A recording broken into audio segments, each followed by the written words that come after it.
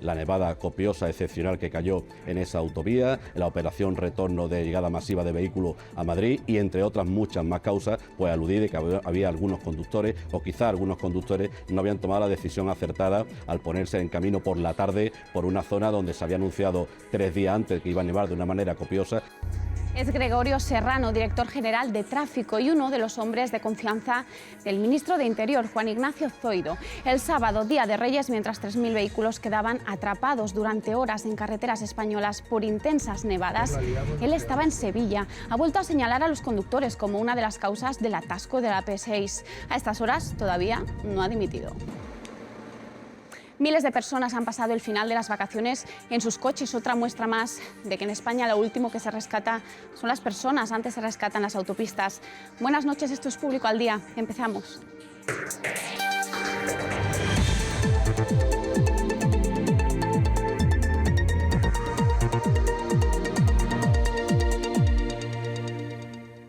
No vemos ni Guardia Civil, ni quitanieves, no hay servicios de emergencia, que eso también hay que comentarlo, no vino ni un servicio de emergencias y todo esto fue así a lo largo de las 12 horas, ¿vale? Es decir, en 12 horas ni Guardia Civil, ni quitanieves, ni servicios de emergencia. Todo esto va pasando el tiempo y terminamos comiendo nieve para no deshidratarnos. Manuel es una de las personas que pasaron horas atrapadas en su coche la tarde del sábado. Hasta 3.000 vehículos quedaron atascados en la AP6, donde familias enteras pasaron hasta 18 horas en los coches. El punto del caos fue Adanero. Gregorio Serrano, director general de Tráfico, ha matizado las declaraciones que hizo el domingo, cuando aseguró que todos los paneles de información en carreteras avisaban desde el viernes del temporal. Sin embargo, rechaza las acusaciones de falta de información. Fue la unidad militar de emergencias la que la mañana de ayer pudo retirar los vehículos y desbloquear la AP6. Cabe recordar que para el PP la unidad militar de emergencias, creada en 2005, era un capricho faraónico de Zapatero y un despilfarro. Así hablaba Mariano Rajoy en 2009 sobre la gestión del gobierno socialista de un atasco por culpa de una nevada. Pero un país como España es inaceptable que se tenga que cerrar un aeropuerto y que se deje a la gente en la calle porque haya una nevada. Y es inaceptable que España tenga al frente de la responsabilidad en materia de fomento a una ministra como la que hay. Y sin embargo, para el gobierno Rajoy, la responsabilidad del desastre del fin de semana en la AP6 es de otros. No se trata aquí, digamos, de buscar una responsabilidad única y exclusivamente en uno de los factores, sino de entender que ha sido una situación enormemente compleja en el territorio nacional. Adanero fue el punto de la AP6 que el sábado se convirtió en una ratonera. Hasta 18 horas pasaron algunas personas dentro de sus coches. El director general de Tráfico gestionó la crisis desde Sevilla, a 531 kilómetros. O quizá algunos conductores no habían tomado la decisión acertada al ponerse en camino por la tarde por una zona donde se había anunciado 3 días antes que iba a nevar de una manera copiosa. El nombre del director general de Tráfico ya sonó mucho el año pasado, cuando se descubrió que Interior le había adjudicado de forma irregular una vivienda de la Guardia Civil para que la ocupase sin coste como residencia en Madrid. Los principales partidos de la oposición pedirán explicaciones al Gobierno por la falta de previsión y el caos. De momento, si tiene que dimitir a alguien, para el Gobierno, que sean la concesionaria o los conductores. La DGT señala a los conductores y el Gobierno señala a Abertis. El caos por el temporal de nieve no tiene de momento responsable oficial. Una sentencia del Supremo de 2015 considera responsable a las autopistas por el caos provocado por un temporal. Pero ¿cómo se depurarán finalmente las responsabilidades? Nos da las claves la periodista de Público Pilar Araque.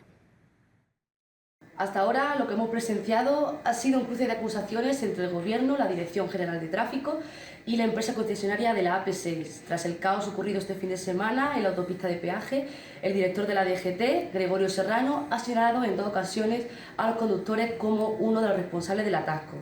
A su vez, el Gobierno ha anunciado la apertura de un expediente a la concesionaria de la AP6, Iberpistas, ante la gestión de la crisis de temporal, mientras que la misma empresa ha alegado que actuó bajo la supervisión del Ministerio de Fomento y de la propia DGT. Por su parte, la oposición arremete contra el Ejecutivo de Mariano Rajoy por no prever los medios suficientes ante un temporal de nieve anunciado. So I want tonight to express gratitude to all the women who have endured years of abuse and assault. Así de contundente fue el discurso de Oprah Winfrey en la edición número 75 de los Globos de Oro. La victoria de la comedia, 3 anuncios en las afueras y la protesta unánime de los asistentes contra el acoso sexual fueron los grandes protagonistas de la gala más feminista de la historia. La gala de los Globos de Oro de anoche da la puntilla a un año que algunas personas han descrito de revolución feminista. Aunque falta mucho para una igualdad real entre hombres y mujeres, algunas iniciativas han hecho mucho ruido este 2017. El acoso sexual ha sacudido el mundo del espectáculo. Desde que el que fuera uno de los más importantes productores de Hollywood, Harvey Weinstein, fuera acusado de múltiples abusos sexuales, Hollywood no volverá a ser lo mismo. Happy New Year, Hollywood. It's 2018. Marijuana is finally allowed and sexual harassment finally isn't. Aparte de acabar con la carrera del productor, el caso Weinstein ha animado a decenas de actrices a denunciar malas experiencias sufridas a lo largo de su carrera. Un auténtico efecto dominó que también ha destapado abusos por parte de otros actores y directores, hasta entonces cabecillas en la industria hollywoodiense. Ante tal coyuntura, un grupo de mujeres ha decidido romper el silencio y reactivar el movimiento Me Too.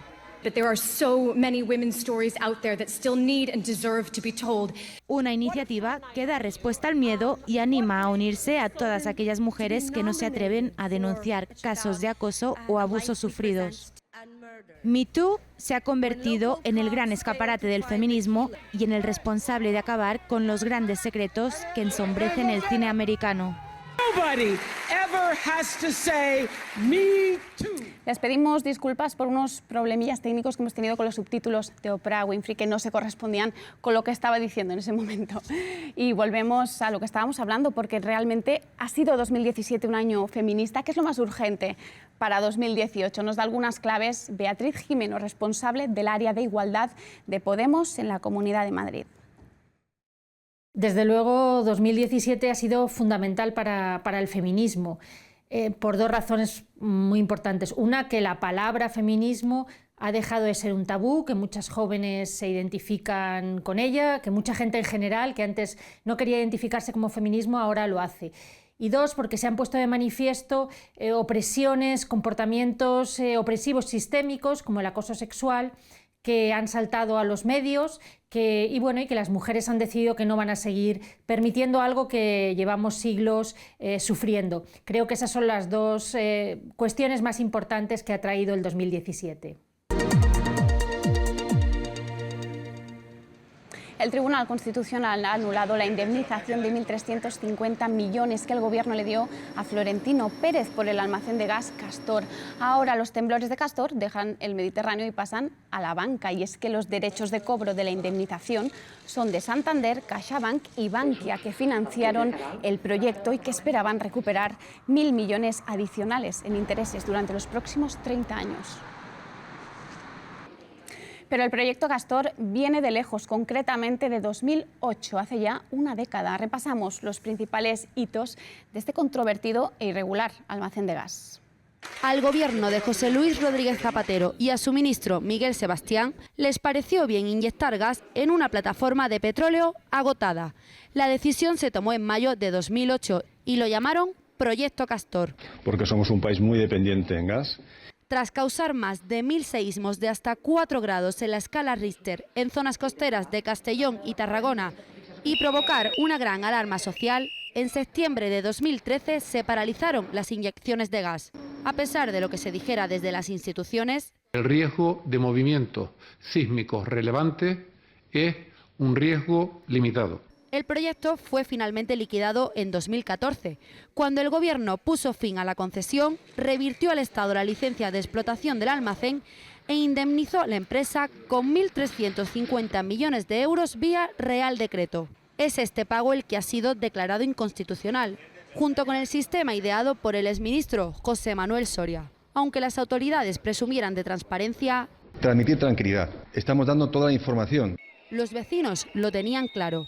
El Ministerio tenía que incluir como básico un informe sismográfico en el estudio de impacto ambiental y esto no se hizo. Nos ha dejado aquí este peligro. Hay gente que se dieron gritos en casa y todo. Un poquito harta. La presión ciudadana, los informes de expertos y los recursos del Parlamento y Generalitat han impulsado esta histórica sentencia. Habrá que ver si así se zanja este polémico y multimillonario proyecto. Para conocer los detalles técnicos sobre estos 10 años de irregularidades, hemos hablado con Julio González, catedrático de Derecho Administrativo de la Complutense. Es censurable, sobre todo, porque es una sentencia que no resuelve los problemas esenciales que se están planteando. Primero, unos licitadores plantean la realización de un determinado proyecto y no computan los posibles riesgos que existían, cuando todo el mundo conocía que la situación donde se iba a ubicar era una situación problemática. Y es una solución, en definitiva, que hace recaer en nosotros, los consumidores, el coste tanto de la indemnización que se ha pagado al consorcio en donde estaba presente ACS, como las posibles indemnizaciones a posteriori que se tienen que realizar a través de los financiadores. En España la realidad, y hay casos múltiples, y ahora citaré algún ejemplo, muestra una situación totalmente distinta, que es que los concesionarios juegan con la garantía del Estado. Es el caso que ha ocurrido recientemente con las autopistas de peaje. El derecho europeo quiere que el riesgo de la concesión sea un riesgo que asuma en su mayor parte el concesionario. Aquí el concesionario va a riesgo cero. Así quedaban las instalaciones de urgencias del Hospital La Paz tras la rotura de una cañería el pasado sábado. Pero no son los únicos desperfectos del centro. Trabajadores y fuentes sindicales denuncian la falta de camas y de personal y la necesidad de reformar las instalaciones. El Hospital La Paz de Madrid no es el único de España que sufre este tipo de problemas. En plena oleada de gripe, las urgencias de muchos centros se encuentran saturadas por los numerosos pacientes y la falta de personal. El año pasado se recortaron de las plantillas de los hospitales españoles en más de 7.000 personas, según los sindicatos. Salas inundadas, pacientes en los pasillos o hacinados en habitaciones. Así se encuentra urgencias del Hospital La Paz. La situación es bastante caótica, la verdad. Una situación que se produce en plena epidemia de gripe. En lo que llevamos de campaña, más de 500 personas han sido hospitalizadas en estado grave. Mi madre en concreto ha estado 30 horas sentada en una silla con la medicación y con más gente cercana a los 80 años. En sillas. Mucha gente mayor en sillones. No hay sitio en las plantas, los pacientes los quieren desviar a otros hospitales. Un caos que los propios trabajadores denuncian. El hospital intenta ayudar con los recursos que hay, pero muchas veces verdad que se quedan un poquito cortos, sobre todo cuando te ven un poco desbordado. Ellos mismos te animan a poner reclamaciones. Mientras tanto, los sindicatos siguen reclamando más ayudas a la Comunidad de Madrid. Le falta infraestructura, le falta personal, le faltan camas de hospitalización. Incluso ellos mismos se han visto afectados por la falta de mantenimiento del centro. Se han caído los techos porque han reventado tuberías de agua caliente. Pero esto no ocurre solo en La Paz. En el Gregorio Marañón han sufrido caídas de techo y sus pacientes, como los del Hospital de Santiago de Compostela, se atienden en los pasillos. También en el Hospital Dr. Negrín de Canarias sufren los recortes. Las máquinas están rotas y la basura se acumula por los pasillos. El ex vicepresidente de la Generalitat, Oriol Junqueras, va a demandar al Estado español ante el Tribunal Europeo de Derechos Humanos por la decisión del Supremo de que permanezca en prisión provisional. La defensa de Junqueras considera que se han violado sus derechos fundamentales, en especial su derecho de defensa, el de libertad ideológica y el derecho a participar en los asuntos públicos. Junqueras también solicitará su traslado a una cárcel catalana para poder estar cerca de su familia y de su entorno. Y hay peligro de desastre ambiental en China. Así ardía este buque cisterna iraní que transportaba petróleo tras chocar ayer con un buque chino en el mar oriental de China. Según ha informado el gobierno de ese país, al menos 32 personas están desaparecidas. Además, las autoridades han reconocido que temen que pueda explotar y se hunda. Carga 1 millón de barriles de petróleo que podrían manchar el océano.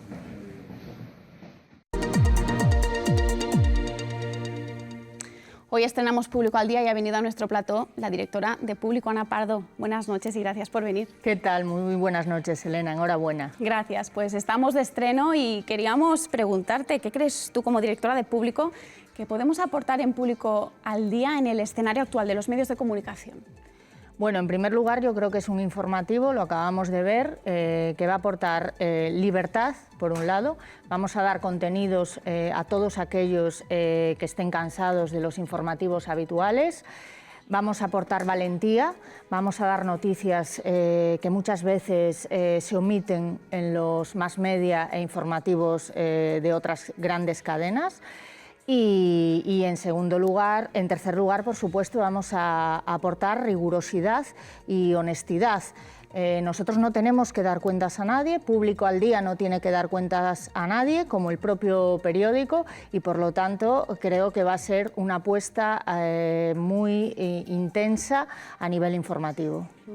Hoy hemos sabido que cierran 2 publicaciones de Grupo Z, Interview y Tiempo. ¿Qué papel juega la prensa digital frente a la tradicional?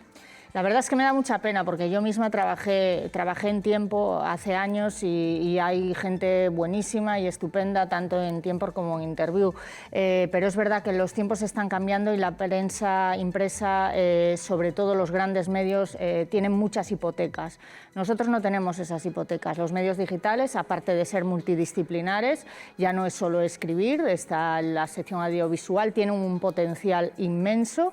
Y yo creo que es la hora de reinventarse y es la hora de la libertad de prensa y del periodismo de verdad. Eres una de las pocas mujeres que dirige un medio de comunicación en este país. ¿Crees que eso va a ir cambiando y crees que eso puede aportar algo nuevo, que las mujeres cada vez asuman más papeles en la gestión de los medios de comunicación? Bueno, yo soy una convencida de que el periodismo o es feminista o no es. Quiero decir, se nos ha hurtado durante muchos años, durante casi toda la vida, el papel en los medios de comunicación, en los puestos de responsabilidad. Y el feminismo es transversal, afecta a todo. La mirada de las mujeres afecta a todo, la responsabilidad de las mujeres afecta a todo. Las mujeres tienen que estar y daremos el auténtico paso de relevancia cuando haya igualdad en este sentido, cuando no se nos pongan vetos y además cuando estemos en los consejos de administración, porque en este momento hay algunas directoras, pero en los consejos de administración, que son realmente los que mueven el cotarro, como se dice, pues ahí sí que no hay mujeres. Ana, muchas gracias por venir en este día tan importante para Público al Día. Faltaría más, encantadísima. Muchísimas gracias, Elena, y mucha suerte. Gracias. Gracias. Pues hasta aquí Público al Día. Como dice Ana, el periodismo es feminista o no es. Nosotros volvemos mañana a las 8:30 y recordaros que no solo nosotros estamos de estreno. A las 9:15 Juan Carlos Monedero estrena en La Frontera, aquí en Público TV, y toda la información actualizada la encontraréis en público.es. Hasta mañana.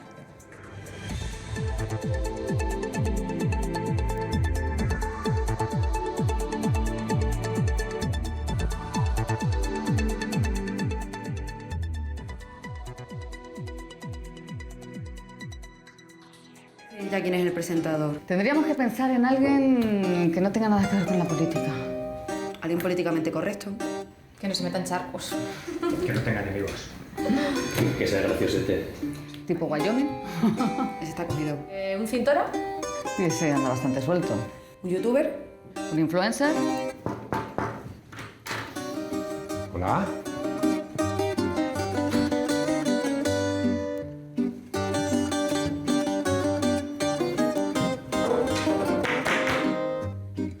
¿Y tú qué haces aquí?